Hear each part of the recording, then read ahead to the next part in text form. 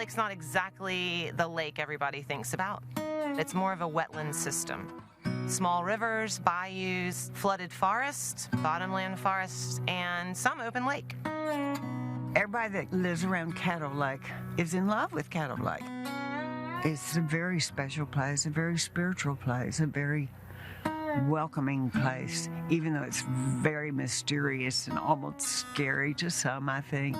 But it has this draw to it that people want to see more and more and more of Caddo. Morning. People do love this lake. They love it. Caddo Lake and its diverse ecosystem face a number of threats, some of it from water quality and pollution, lots of invasive species that are threatening the lake, and a lack of clean water flows. In Texas, almost every body of water is managed by state, local, and federal agencies, but that's not the case for Caddo Lake. There's got to be somebody who's always looking out for what matters most to Caddo. That's why the Caddo Lake Institute is so important.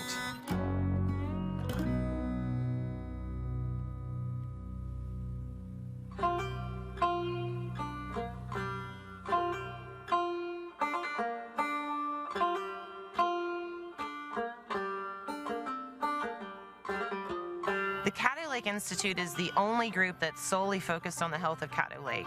We want to put solutions in place that help the Caddo Lake ecosystem. CLI is the glue to bring together the local landowners with the scientists and the government agencies. Bringing people together and then implementing the best science-based conservation practices, that's what it's all about. We worked so independently for so long. Just a little group of people working together because we love the lake. One time they wanted to build a canal through it, and of course we've had lots of invasive species. Any problem that comes up, we're like little Caddo warriors, I guess. We knew we had something wonderful, we knew we had something fine, but we didn't have much science to back us up. So that, I think, is the key thing to Caddo Lake Institute, is they've brought us knowledge. The Caddo Lake Institute is always monitoring the health of the lake, and so we have 30 years of water quality data that's gathered at least every season, along with forest health data and fish data. When we first started, there were serious water quality issues at this lake that were almost to the edge of being able to sustain life. We needed more fresh water into the system, but we needed it at the right time. We worked with the Nature Conservancy, the Northeast Texas Municipal Water District, and the Corps of Engineers to target all the processes Mother Nature would have done on her own. Our partners started releasing water a decade ago, and we are seeing significant improvement. Water quality has improved across all measures, the forest is responding well, and we're able to restore the paddlefish. The paddlefish is a prehistoric fish. It's 50 million years older than the dinosaurs. The releases of water from upstream are allowing us to bring them back, and we are so thrilled that we are restoring their populations here. The model here at Caddo of bringing together locals along with scientists and government agencies has really worked for Caddo and can work elsewhere. This is not a case of either or. This is a case of balancing the needs of people, industry, and Mother Nature. We're just trying to make sure the environment gets her fair share. People ask me all the time, has Caddo Lake changed? Well, yes, the shoreline has changed. We have marinas, we have eateries. We need those dollars to exist. But when Caddo Lake is healthy, business is good. And thanks to the Institute, the lake looks better than it's looked in years. Caddo Lake has the same beauty that I remember as a child, that my parents knew as a child. That's why they fell in love with it. We have to keep it that way. Our parents, our grandparents did it for us. We're here to love it like they did.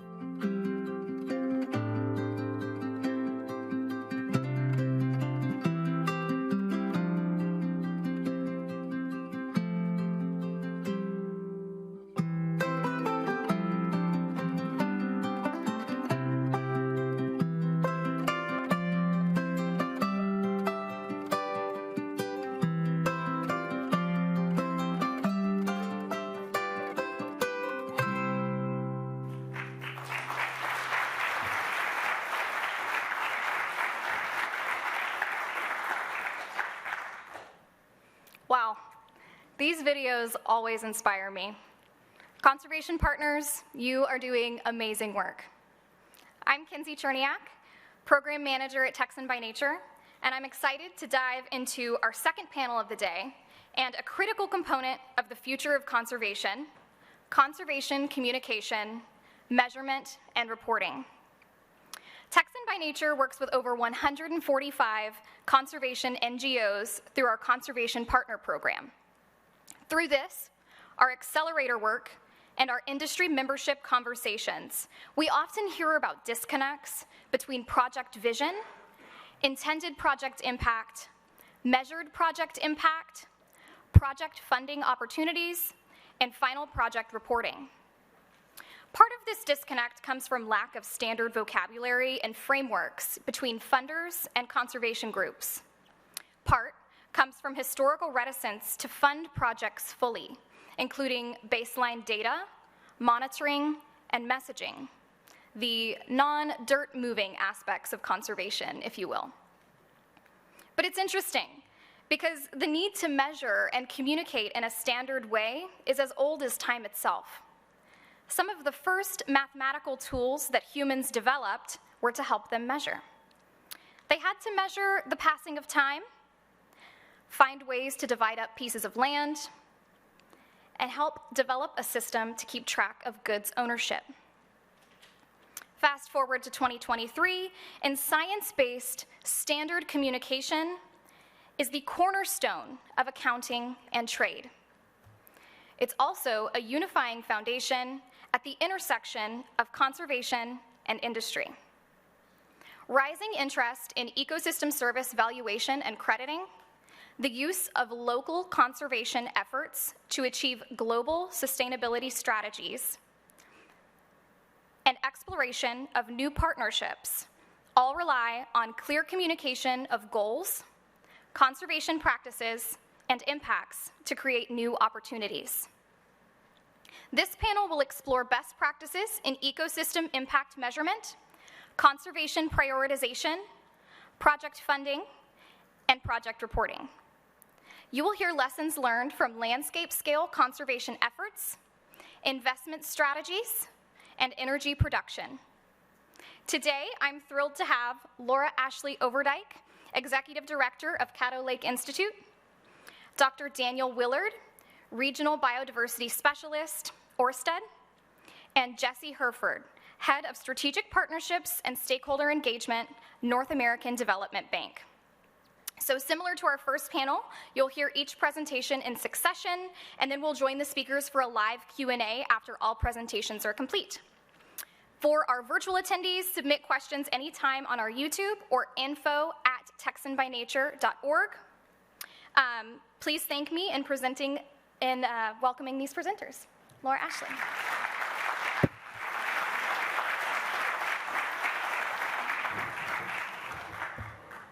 I'm so glad we all got to go to Caddo Lake together for just a little bit this morning. It feels like a totally different world, and it's only 2 hours away from here, which is kind of amazing.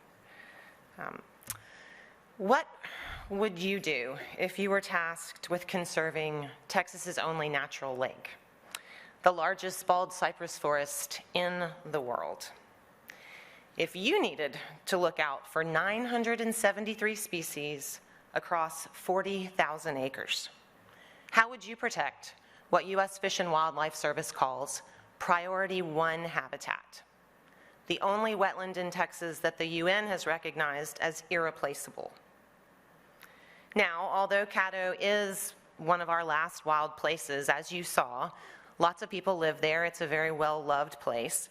And even though we have some virgin hardwood forests that are virtually untouched and are called some of the best of what's left in the whole country, it's obviously a place that is not untouched by man. It has long been a favorite of fishermen, hunters, and boaters, and we have a very rich and proud history. Caddo was the first place in the world oil was ever drilled for offshore. And lots of big oil companies got their start right there in Caddo Lake. But its iconic place in our history goes back much further than that. So the name, Caddo, it's named for the Caddo Nation of Native Americans, and they're known for being so diplomatic and peaceful that whenever they met newcomers, they would say, Teshos, Teshos, meaning friend, which became Tejas, which became Texas. We have 13 vulnerable species found at our ecosystem, and it can be tempting to start to try to save each one of them individually. Although I don't know how successful I would be at raising money to protect the alligator snapping turtle. Once he snaps onto your finger, he is not going to let go. So we decided, rather than get drawn into chasing grant dollars or one species at a time, we needed to really step back and look at the landscape as a whole, because it's forest, it's bayou, it's seasonally flooded swamp, it's open lake, it's a lot of different types of habitat. And we needed to think of the one thing that would really help everything. So that one thing is water, but water at the right time in the right amount. And that's what we call environmental flows. So here you see Caddo circled, and all the water's flowing from west to east from Texas. And our big tributary, Big Cypress Bayou, you see 2 reservoirs. So if it's, as all Texas school children learn, the only naturally formed lake in Texas, then these other lakes you see off to the west are reservoirs. Lake of the Pines is the biggest one, and that was completed in 1959 in response to a lot of floods that had happened in that area. And so once that dam went in, the flooding was greatly, greatly improved. The downstream habitat began to see some changes. Trees began to die off, the water quality went down, fish that had been there died out, and so we started to see a lack of natural rhythms. And that's because Mother Nature has variability and seasonality for a reason. There are high pulses of water in the springtime that tell some fish it's time to spawn and scour the bottom and bring lots of fresh water into our system. There are drier times in the summer that allow new cypress trees to grow and hopefully strand some invasive species. And so how could we mimic Mother Nature? How could we go about trying to return some variability using the existing infrastructure, using that existing dam? Well, we took a decade of doing a lot of baseline studies with universities, with different branches of government, and getting a lot of good data and meeting regularly. We had hundreds of scientists from across all different realms and private practice come together and do lots of baseline studies and talk to one another to establish what would these prescriptions of flows look like to restore the whole habitat. After about a decade, we worked with the Corps of Engineers to validate all of these ideas and releases that we had in mind. And then in 2018, the Corps of Engineers added these prescriptions of flows that would heal the downstream habitat into the operations manual at Lake of the Pines. So it's in the operations manual now, and that is a big success story for us and has made us one of the top 3 success stories of the Nature Conservancy. So navigating work with the Corps of Engineers is not simple, and it's not quick. And so what did we needed? A friend, we needed a partner, we needed a teammate. Enter the Nature Conservancy, thank you very much. You had a great framework for how to work with the Corps of Engineers called the Sustainable Rivers Program.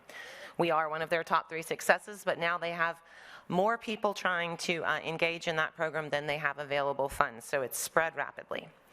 But another critical partner in all of this is the Northeast Texas Municipal Water District, because their member cities use the water in that reservoir for water supply. And they really are top in their class, incredibly innovative in seeing ways to balance the needs of industry, municipalities, and Mother Nature. And I'm really grateful to have the head of Northeast Texas Municipal Water District with us today. I see Wayne Owen. Thank you, Wayne. We could not have done it without our partners. So how are we going to know if this is working? What do we measure to see if this whole prescription has been successful? Well, we would expect to see that water quality would improve. We would expect to see the forests around the bayous get healthier. We would expect to see some fish that were there return. So we wanted to use data from our partners. We didn't need to recreate the wheel. So we looked at each of our partners to find the data they were already collecting to apply to our project. And we only hired our own scientists and our own experts whenever there was a gap in that information. So you saw a guy in an orange outfit out in the woods. He spends about 2 weeks every August, I don't know why he has to pick August in East Texas, to work from dawn to dusk, counting literally every shrub, every tree, across hundreds of plots, of study plots, and compiling all of that data to see how the forest is doing. We have a chemist who's collected water quality for us for 30 years, and so we could see what was happening there. And so we took all of this data and we put it into some sophisticated models at the Corps of Engineers to tell us that our project really is working. And those are a few of our big milestones. But I'll have to say, a lot of this is highly technical. If it's not technical enough for you, I brought a chapter from a fisheries biology book that has a lot of information I'm happy to share with you. But for a lot of people, it's highly technical. And so we have our poster child, the paddlefish, which is 50 million years older than the dinosaurs, our continent's oldest surviving species. Maybe not that one exactly, but you get the picture. And it's kind of like our canary in the coal mine. So we can judge if we're releasing enough water in the springtime and if we're scouring the bottom, if these can reproduce in the wild. Now, it takes about 7 years for them to reach sexual maturity, and so this coming spring would be the first year we could even expect for them to start reproducing on their own. But we have scientists already figuring out how to monitor those gravel beds and how to prove with DNA that they were born in the wild. After about 7 long years of waiting, my entire time with the Institute, I'm not taking any chances. I'm going to be out there on the shores of the bayou with a little Marvin Gaye, some wine, and if that doesn't work, y'all are coming with me, bringing some Tito's and some Willie, and we'll see if we can get the show on the road. So, to sum it up, we had to step back and look at the whole big picture landscape level to find the one thing that mattered to all of us, to work together with as many partners as we could find who shared our same values, to use existing data and only create data where we had to, and then to find something that would help us communicate that to the public. It does take a lot of perseverance and funders who understand that perseverance, which is a little bit of a challenge. We've made a lot of progress in looking toward the future. We want to make sure we don't lose this progress. So the future is going to mean a lot more pressure on our water systems, a lot more pressure on water supply, and more erratic climate, where we expect to see big droughts and big floods. So we have to make sure that we continue to balance the needs of all these people and our wild places so that we can have them for generations to come. We need you all to come up with major innovations to reduce water usage at every level, in your homes, in buildings, in industry, in infrastructure, to reduce those pressures on water. And at the Institute, I could use some innovation in how to monitor and do some remote sensing, so maybe Tom doesn't have to camp out for 2 weeks in August in the forest. And finally, although the golden rule in climate science is keep healthy systems healthy because they already hold a lot of carbon, we need to help evolve the markets and the system to better incentivize maintenance, to better incentivize keeping healthy systems healthy. So I would also, of course, be honored to have your philanthropy and to join with you in that way. I thank you so much to all of you for being here today, and especially to Mrs. Bush, who recognized that the big power and innovation of Texas companies needed to be put together with the passion and dedication of conservation nonprofits. So I hope this is just the start of a great conversation about all the good work we can do together. Thank you so much. Appreciate it.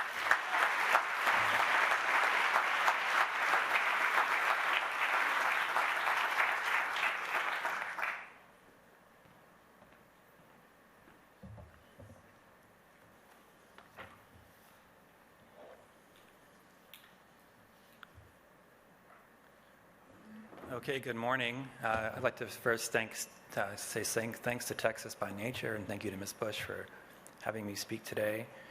My name is Daniel Willard, and I lead biodiversity initiatives for the onshore or land-based team at Ørsted.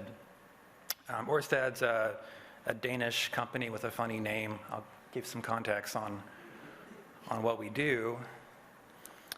We are a global renewable energy leader. We develop, build, and operate renewable energy projects, including offshore and onshore wind, solar farms, energy storage, renewable hydrogen, and bioenergy plants.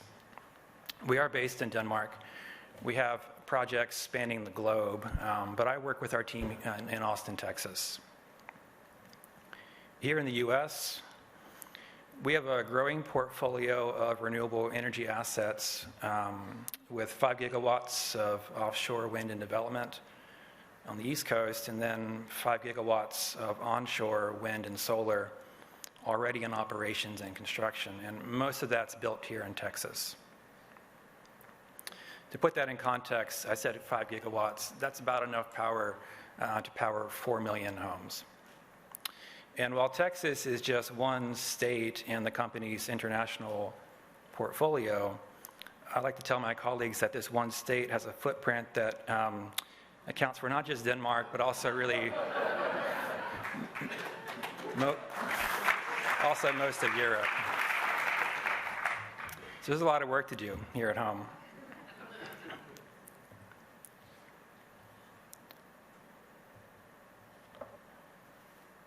There we go. So I said much of our onshore infrastructure is based in Texas, where I live, but we have projects now reaching the different areas up the Great Plains to the Dakotas, the Midwest, and across the U.S. My work with the company is leading our work in biodiversity around our land-based projects in the U.S., and that includes driving the work that we do to protect and restore natural habitats, and then to scientifically validate the success of that work. That involves measurement and reporting of the biodiversity impact and other ecosystem services around our projects. Ørsted has made a commitment that we will achieve net positive biodiversity impact in all of our new renewable projects commissioned from 2030. And what I mean by net positive impact is measurable impact that not only balances but also outweighs any potential negative impacts from the energy projects that we build on local ecosystems. So in the meantime, in advance of 2030, we're working through several initiatives to work through what we see as 3 key challenges to meeting that 2030 ambition. That's creating a toolbox of actions that can lead to measurable biodiversity outcomes. And in my work, again, these have been focused in Texas, where we have the largest footprint. Second is developing a measurement framework for biodiversity. And then third, promoting a shared global understanding of the challenges and lessons learned in our work. With respect to measurement, well, first, it's an enhancement of work that we're already doing to protect wildlife and sensitive habitats. And that includes using the so-called mitigation hierarchy. And that means making decisions first to avoid impacts, second, minimize them the best you can, and then third, restore any impacts that are unavoidable. We also go well beyond our permitting requirements with routine baseline and post-construction environmental surveys for things like raptor nests, prairie grouse, acoustic monitoring for bats, and so on. What's new in this work, what I'm focused on, is defining priority biodiversity features for each project. And that might be some priority species or some intact natural habitat of interest. We're working to quantify the extent and the condition of these habitats, and then select actions that would have a measurable impact, and importantly, would really be responsive to change, responsive to our interventions on a reasonable timeline. So wherever we're working, we can score the habitat based on its condition relative to its natural state. And that could be based on different attributes like how intact is that habitat, or how connected is it to natural habitat across the space. The presence of key species or plants or animals, the extent of invasive species, and so on. And that gives us an estimate or an understanding of the quality acres that are on site. And then using that, we can understand how much habitat protection or habitat restoration we need to do either on site or off site to achieve that net positive outcome. Now, these don't need to be too fancy or too complicated. Instead, what we're doing is working on a measurement approach that's really clear, is scalable across different projects, and then is significant to our stakeholders. I mentioned we're developing a toolbox of actions. Here's some examples from our work in Texas. For Playa Lakes, here we're working to restore high plains wetlands called Playa Lakes. These are really biodiversity hotspots of West Texas and the high plains. We have millions of shorebirds and waterfowl and other wildlife that overwinter on our Playa Lakes and depend on them for habitat throughout the year. They're also the primary source of water and aquifer recharge in that area. But many of these have been degraded over the years to a point where they're filled in with sediments, mostly dried up and not useful for wildlife. We think that restoring the ecological function of Playa Lakes is one of the most meaningful things we can do for local habitats in West Texas. So far this year, Ørsted has helped restore about 300 acres of Playa Lake habitat. And that's habitat extent and condition, like I mentioned, that we can measure. And I'll show what this looks like in the next slide.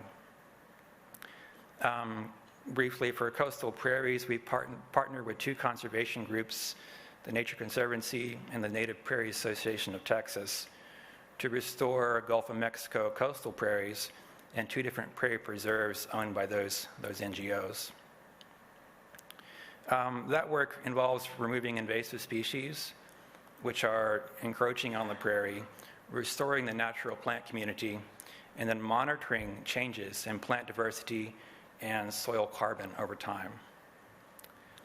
And then university partnerships are an important part of our work. In Texas, we're working with Texas A&M at our Sparta Solar Center in B County. And there we're looking at native and pollinator-friendly vegetation seed mixes with different plant diversity levels to see what works best in that area in a way that supports the natural habitat, but also is most compatible with solar production.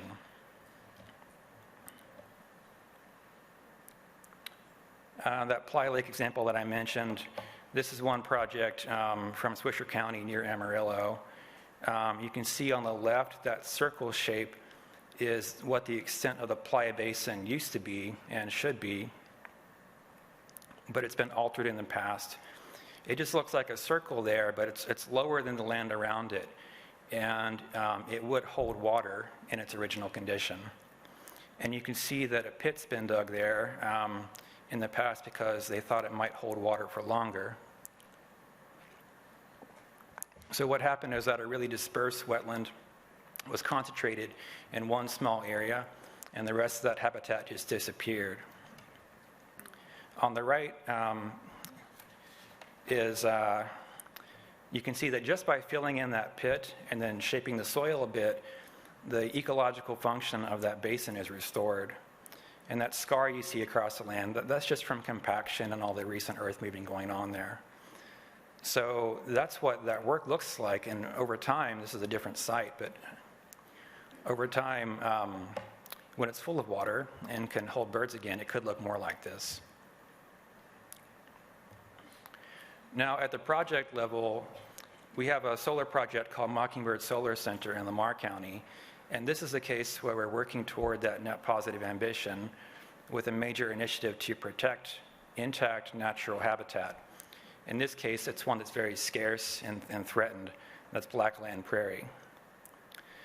We've also developed an important NGO partnership here on the ground, and we're working on restoring disturbed areas of that solar project with native vegetation that's truly local. So here we partnered with TNC to protect nearly 1,000 acres of native Texas blackland prairie at the Mockingbird Project. And the property that we purchased and are donating now to TNC includes what we think has some of the most important and sensitive habitat features there on site. And this will create the largest protected area for this kind of habitat. The design of that protected area was informed by our measurement of the health of plant communities there and of the soil, and so it was designed for maximum conservation impact. That's the protected area. Now in other areas of that prairie where we are building the project, we're taking steps to minimize our construction impact on the soil and on the plant community, and to restore the land with native seeds that are collected on site from the prairie itself, and then down the road to measure its recovery over time. If I can get beyond Texas for a minute, up in Kansas, at our sunflower wind farm, which is new, we're working with TNC again and the Conservation Fund to protect habitat in the Kansas Flint Hills region by funding conservation easements that'll be held by local land trusts. And our target here is to bring into protection a minimum 3,000 acres of high-quality prairie grassland. And by, again, measuring that this habitat is more contiguous and higher quality than the somewhat patchy grassland around the wind project, we can validate this net positive biodiversity impact.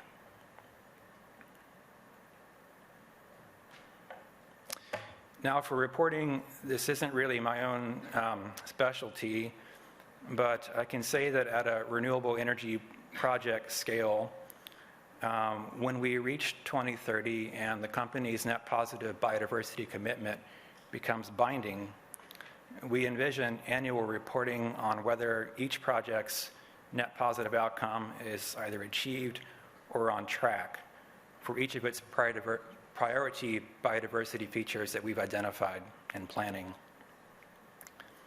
At this time, at a corporate scale, for reporting our impact on ecosystems and biodiversity, we use IBAT, which is the Integrated Biodiversity Assessment Tool, to map out our project footprints around the world against key biodiversity features, such as proximity to protected areas and overlap with IUCN Red List threatened species. To structure our reporting in a way that we feel is credible and transparent, we use the GRI reporting standards, and these are global standards that for sustainability that any corporation or organization can use to report its impact and performance in sustainability. And then again, since we are a Denmark-based company, we report compliance with a policy called the EU taxonomy that reports the share of our revenue, expenditure, and earnings that is aligned with the taxonomy's policy to do no significant harm to biodiversity. Finally, we work with the Science Based Targets Network. This provides companies with a step-by-step process for how to set a sustainability target, to develop a measurement plan, and then to report on progress. We already have net zero emissions reductions targets validated by the SBTN, and it's early days still, but we're working with SBTN to measure our impact on biodiversity as well. Their target framework for biodiversity is still taking shape, but when it goes live next year, these will be the first corporate science-based targets for nature. So I think we're all here because we believe there's a strong place for private capital in conservation, and that brings groups like ours together. And while on my side, we're in the business of delivering renewable energy and renewable electrons, it's become clear that that's not sustainable unless we get things right with nature. Thank you.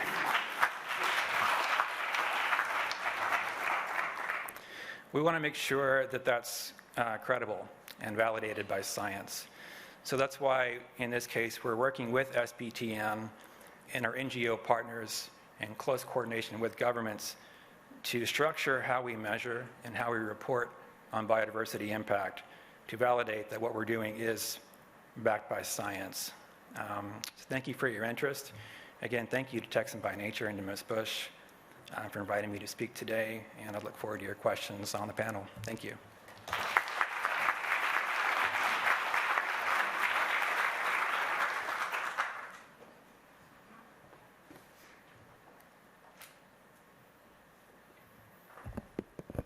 Good morning. Thank you to Texans by Nature, Joni, Mrs. Bush, for the opportunity to be here. Measured data drives investment decisions at the North American Development Bank, or we call ourselves NADBank for short, because that's a big mouthful. You got to spit that out a couple times during a presentation. What is NADBank? We were established in 1994. We're a binational infrastructure development bank owned and operated by the governments of the United States and Mexico. Our mandate is to develop and finance environmental infrastructure along the U.S.-Mexico border on either side of the border. We can finance projects up to 62 miles into the U.S. or 186 miles into Mexico. We're headquartered in San Antonio, Texas. Blessing, go Spurs, go. And we have an office in Ciudad Juarez, Chihuahua, which is across from El Paso.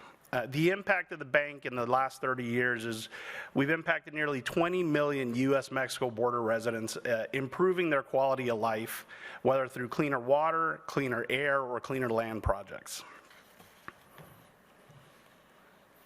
This is our development strategy. This shows the types of projects we can invest in. I thought it was important to give you a brief overview of who the bank is before we dive into a case study.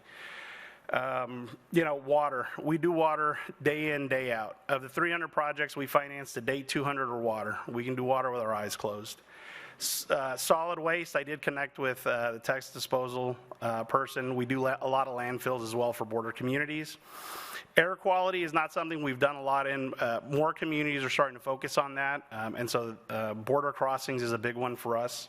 Sustainable energy, and I'll take a moment of personal privilege, Mrs. Bush, to thank your husband, President Bush, and his administration. It was in 2004 that they expanded to allow us to move into renewable energy.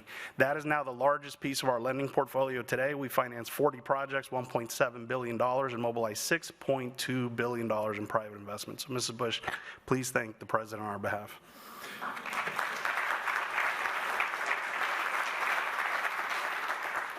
The other two are relatively new. Our board in 2021 pushed us into sustainable cities and sustainable production, meaning urban development, LEED certified buildings, sustainable industrial parks, as we hear about nearshoring related to the U.S.-Mexico border economy, very important, as well as production in those factories. Our entire development strategy is to combat climate change through mitigation and adaptation. I'm going to fly through this one quickly. What do we offer? We offer loans, grants, and technical assistance. Our case study will focus on a loan, but as we went through our reporting requirements, we didn't have enough data to make the decision. So we needed to use some technical assistance to hire a consultant to help us through that. Of course, I didn't choose water or renewable energy, the projects that we knew how to do extremely well. We picked one that we didn't have. Just real brief, we've done the 300 projects, $11.2 billion total of investment, and more projects in Texas than anywhere else, 81. Case study, an international bridge expansion on the U.S.-Mexico border. Here you see the map. There's two international bridges. The one on the right is the FAR International Bridge. That's the fourth largest port of entry today. They handled they're the number one produce port of entry along the U.S.-Mexico border. So more produce goes through there, avocados, berries, cantaloupe, etc. The Anzalduas International Bridge on the left, but they also have big wait times at FAR. The Ansalduas International Bridge was an existing bridge, but only had car traffic, was not allowing commercial traffic. So the idea for the city of McAllen was, we want to expand to commercial traffic. Their presidential permit allowed for it. And they wanted to build the commercial inspection facility and then donate it back to the federal government, because they said it'll take too long for us to wait for the federal government to put this in their budget. I think they had a point. The total project cost was originally estimated at $59.6 million, and at the time we considered a loan for $33.5 million. But in order for us to provide a loan to anybody, we have to have these 4 requirements checked off. Is it technically viable? Yes. These border inspection facilities exist. Check the box. Financial feasibility. At first, they only wanted to repay the loan with the current bridge tolls, which were insufficient. So we went back to them. We told them it was insufficient. They actually own 2 international bridges. They said, we'll pledge the systems tolls. So we cleared that hurdle. Sustainable development, yes, it's a LEED certified building. We're good there.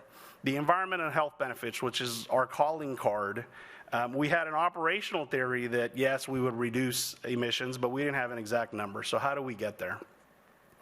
We took $100,000 from our technical assistance program. We hired Tom Keir out of California, 30 years of air quality experience, 15 specifically in transportation. He helped develop the analysis template for the Federal Highway Administration. Guy sounds like he knows what he's doing, over 19 ports of entry. So how do we get there? Now, this is where it starts to get a little technical, but for each mode of traffic that crosses, whether that's regular vehicular or commercial, then they're broken down into subsets. And it's these subsets that is how they determine the emission that are released and the wait times that each one has to go through because of inspection processes, because certain ones don't have to go to secondary, and those types of factors. And so it's a very busy slide, I'm sorry. The most important thing you'll see is at the top in red, where it talks about emission by lane type equals vehicle flow, emission factor, and the weighting factors. Again, this is why we had to hire an expert. Here are some of the analyses that were conducted, which was very interesting. The first one was an off-site vehicle miles traveled and emissions study. What we figured out through this study is it's actually shorter to go through the new proposed international bridge by almost 3 miles. So you're cutting that down. And then you don't have to wait in the current wait times that the existing port of entry in FAR had. And so we believe that we could make this work once this came back. We also looked at the delay results and then the emission alternative analysis. The key assumptions and findings after we did those 3 analyses, and we used the mid case, was that 44% of the traffic would actually shift over. At that point in time, we were reducing wait times by 21 minutes for fast lane, 31 minutes for general commercial truck crossings, and 5 minutes for empty commercial trucks. So once we proved that we would have a reduction in wait times, we knew we would have a reduction in air emissions because they're not idling. The trucks aren't just sitting there. And then you see on the right-hand side there, the study did produce, we had a reduction of 5% CO2, 5% nitrous oxide, 5% hydrocarbons, 2% carbon monoxide, and 5% for particulate matter. At this point in time, we knew we had a winner. We sent it to the board. We went through our process. So here again is our financing factors.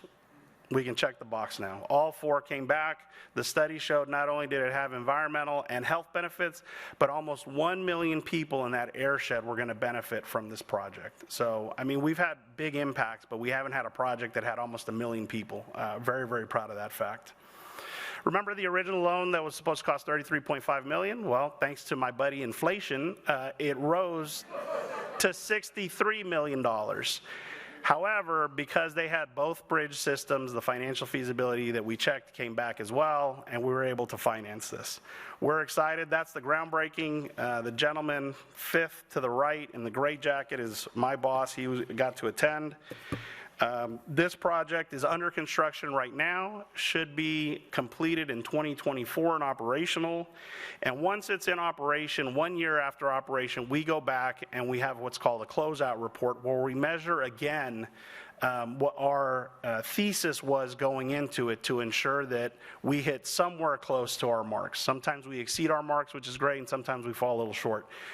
But it's important for us as good stewards of taxpayer dollars to go back and prove that our theory was correct with help of experts and the like.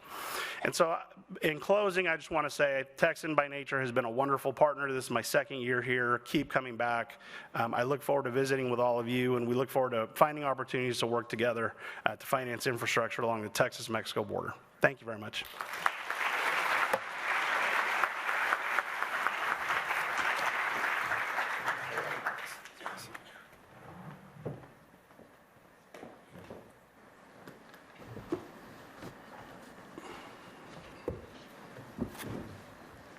Alrighty, thank you, Laura, Ashley, Daniel, and Jesse.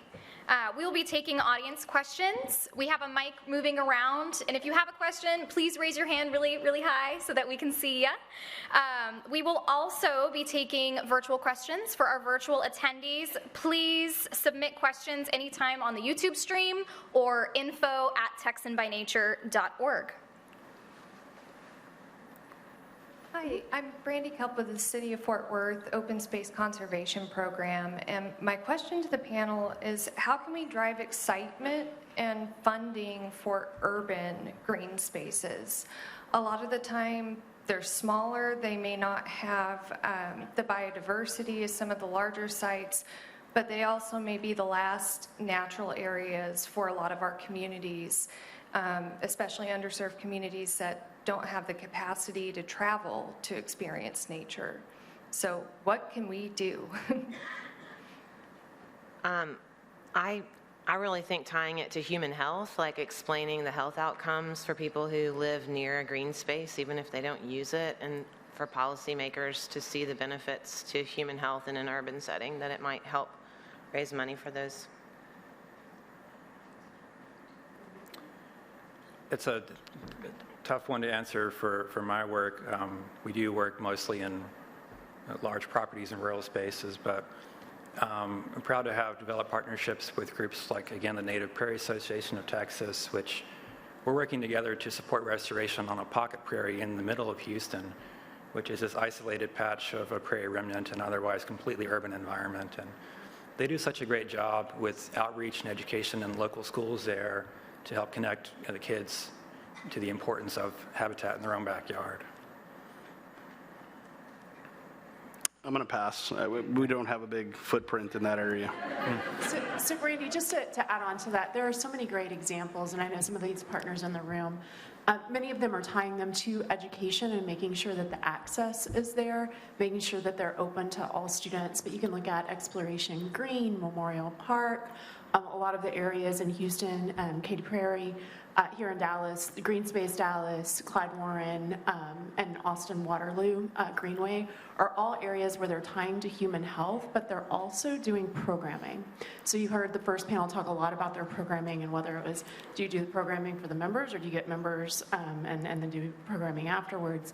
But the programming they're doing, whether it's yoga in the park, education opportunities, et cetera, there are examples all over the state of Texas of folks doing great innovative things with green space. And I think we have another question right here. Hello, Mr. Willard. I'm Cynthia Pickett-Stevenson. You know, in listening to what you had to say, it does pique a number of questions for me. The first one is, how do you determine the siting of your renewable facilities? And let me just ask this question. For example, one of the best places to locate wind turbines is in the Gulf of Mexico, right in the middle of the bird fly zone. So is there an assessment done on the siting of these facilities before they are sited? And then after you do that, or do you site them where they are going to produce the most energy and then look to mitigate the consequences? Because if it's the former, I'm concerned about this whole concept of renewable energy. Well, I can't really speak to the way siting has been done, status quo in the industry broadly. I can say the way we're looking at it now is we have a number of different map systems with environmental information, and we work closely with NGOs and coordinate with governments to do site assessment for potential environmental impacts early in the project development process. And the way we're doing that is evolving, and we're working toward, new decision rules for where we will or will not site projects, so that environmental impacts are again first minimized before we worry about restoring any impacts that we create. In my work, that's closely coordinated with NGOs. With offshore leases in the Gulf, I can't speak to that. We're not actively pursuing those. Okay, so solar panels that are located in areas where the underlying habitat, like prairie chickens, that's just one example. Some other species are impacted. If you were to do your site assessment and discover that that was not a proper siting location, would your company do it anyway from your experience and then seek to mitigate it in other respects? So it is changing. It is evolving the way it's done in my company and in the industry right now. We're learning a lot from our own experiences and from our partners about what kinds of siting decisions make the most sense. And like I mentioned before, it's becoming more and more clear that as this industry is expanding rapidly, that it does involve some land use. And it's not going to be supported by our stakeholders, including governments, NGOs, our customers and investors, unless it makes sense for local ecosystems as well.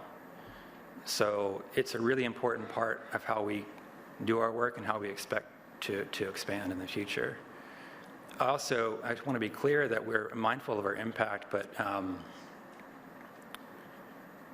just say that we're mindful of potential impacts that our work has, and we're working hard to get it right. And that's why the company hires someone like myself, is to think about this every day. Thank you, Daniel. Do we have any other?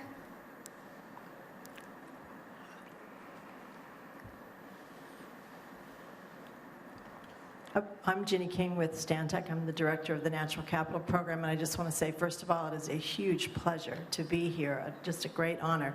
Second of all, I want to say that the discussion around being able to identify, quantify, and appropriate the value of natural capital, what I call natural capital, I acquired through being a former natural resource trustee for the state of Texas under Governor Ann Richards and then Governor George Bush, who became our 43rd president. And I want to say that, and if you're a landowner in this room, I probably don't need to say this to you, but there is significant value through the conservation of your land, which can be inventoried and quantified and appropriated. And if you're a member of a corporation who is investing in these kinds of initiatives, that also can be inventoried and quantified and appropriated towards several different corporate objectives. There is significant value in investing in nature, and I just want to say thank you so much for putting on this conference and talking about the importance of quantifying what we're achieving, because it's absolutely paramount for quality of life for all.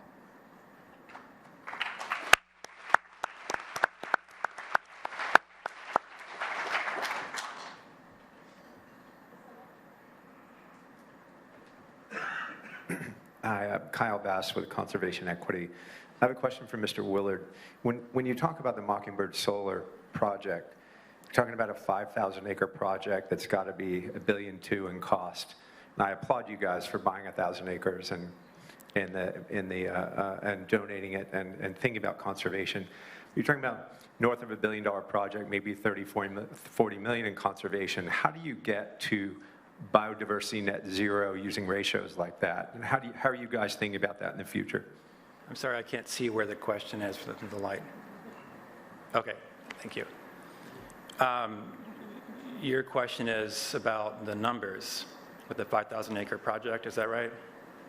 5,000-acre project. Yeah. 5,000 acres.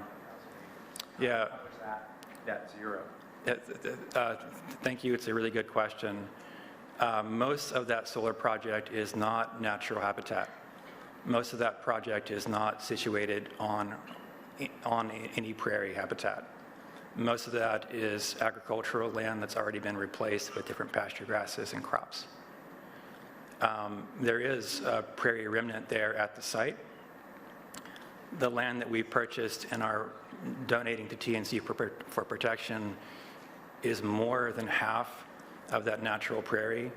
And like I mentioned earlier, includes what we think are the most important natural features, the most sensitive habitats on the prairie. We're not necessarily framing this as a net positive impact outcome. I think in terms of conservation status, it is, because it's land that otherwise is private property and unprotected. And because of our work and our partnership with the landowner and with TNC, it will become a nature preserve for perpetuity now, and it wasn't before. What it is a really important way of helping us develop our understanding of what can we actually do on the ground, what sorts of interventions make the most sense for either habitat protection in this case or restoration also in this case.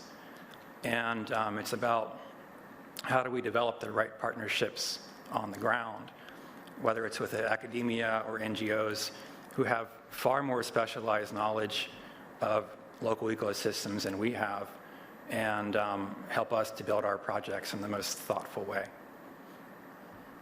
Great. We have an online question. Yes. It was mentioned that Caddo Lake doesn't fall under the jurisdiction of any government agency. Why is this the case? How difficult has the CLI found it to get these stakeholders involved?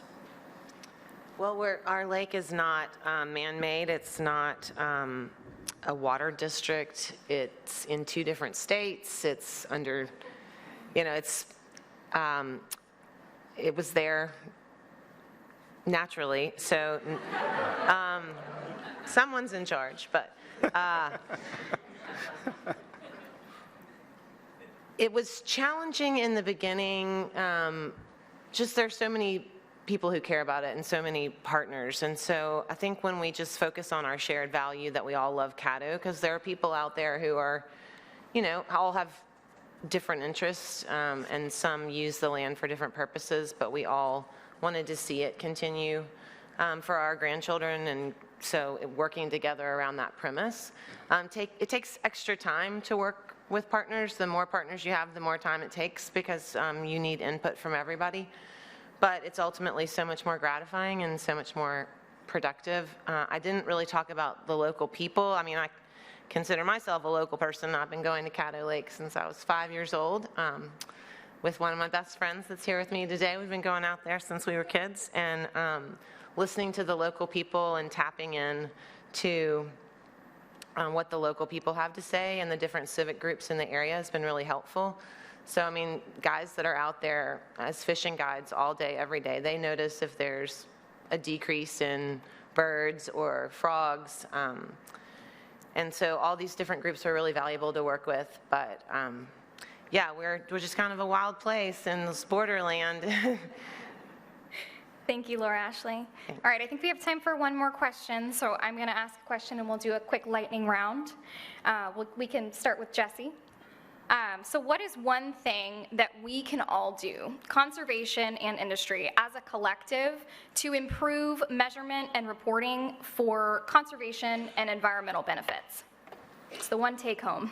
Being the partnership guy, I'm going to lean towards that, is forming partnerships, because we don't always have the best practices, but if we can find partnerships with the private sector, with NGOs, with others, I mean, this is an ecosystem of education, and it's constantly changing. And so for us at the bank, that's the goal that I have, and my charge is to find partnerships to help advance us. And I think that, being here in a group with such distinguished folks and like-minded folks help with that mission. I agree. I think that's right on. I think that we get a lot of value from the partnerships that we're building. Whether you come at this from the private sector or from conservation NGOs or other groups, I really encourage all of us to find new ways of working together in our industries. We take so much value from that. We know we don't have all the best practices. We don't have all the answers in all cases, and that's how we're learning so much about not just measurement of biodiversity impacts at our projects, but what potential biodiversity concerns might be. We learn a lot from the people that we're working with. So I think this is a more valuable way of working. It's the right thing to do. It's part of being a good neighbor where we're working. And again, we see more and more demand for these kinds of partnerships from our stakeholders, whether that's in government, investors, or customers. I agree with all that's been said, and then adding in new partners from time to time and new sectors, so like this cross-pollination of businesses and nonprofits, it causes us to think a different way about measurement. Just sitting here today, I was thinking, I'm not an expert in technology or AI, but there's certainly a role for artificial intelligence and remote sensing in everything that I had to talk about rainfall and water movement across the country and reservoir operations and soil moisture and birds being, we could, there's so much that can be innovated and done. So like partners, but fresh blood to have fresh ideas and keep moving forward. Thank you.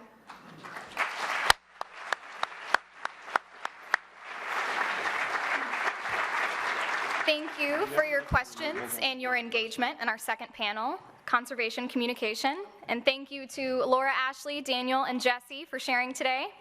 Now I have the best job of the day, to break you guys for lunch. So we'll take a break and we'll come back together at 1:30 for our afternoon panels. Don't forget to join us for continued conversation on the YouTube stream or at info@texanbynature.org if you have any questions. For those of you in person, lunch will be served as you leave the auditorium, and we'll see you back here at 1:30. Thank you. Is it still 1:30?